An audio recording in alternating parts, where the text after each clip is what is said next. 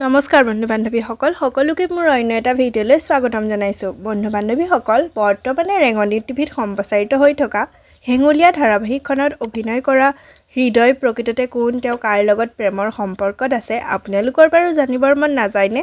তেতিয়াহ'লে আহকচোন ভিডিঅ'টো আৰম্ভ কৰোঁ। বন্ধু বান্ধৱীসকল, হৃদয়ৰ প্ৰকৃত নাম হৈছে অচিন্তৰাজ কাশ্যপ। তেওঁৰ ঘৰ নলবাৰীতে। তেওঁ জন্ম হৈছিল 1993 চনৰ 8 ছেপ্টেম্বৰত। বন্ধু বান্ধৱীসকল, হৃদয় অৰ্থাৎ অচিন্তৰাজ কাশ্যপৰ পৰিয়ালত মাক দেউতাক আছে। অচিন্তৰাজ কাশ্যপৰ শিক্ষাগত অৰ্হতাৰ বিষয়ে ক'বলৈ গ'লে তেওঁ নলবাৰীতে স্কুলীয়া শিক্ষা আৰম্ভ কৰে আৰু হায়াৰ ছেকেণ্ডেৰী তেওঁ গুৱাহাটীত কমপ্লিট কৰে। দিল্লীৰ পৰা তেওঁৰ গ্ৰেজুৱেশ্যন লাভ কৰে আৰু শেষত তেওঁ মুম্বাইত এক্টিং এডুকেশ্যনৰ কোৰ্ছ কৰে। বন্ধু বান্ধৱীসকল, অচিন্তৰাজ কাশ্যপে ধাৰাবাহিক কৰাৰ উপৰিও কেইবাটাও গানত অভিনয় কৰিছে।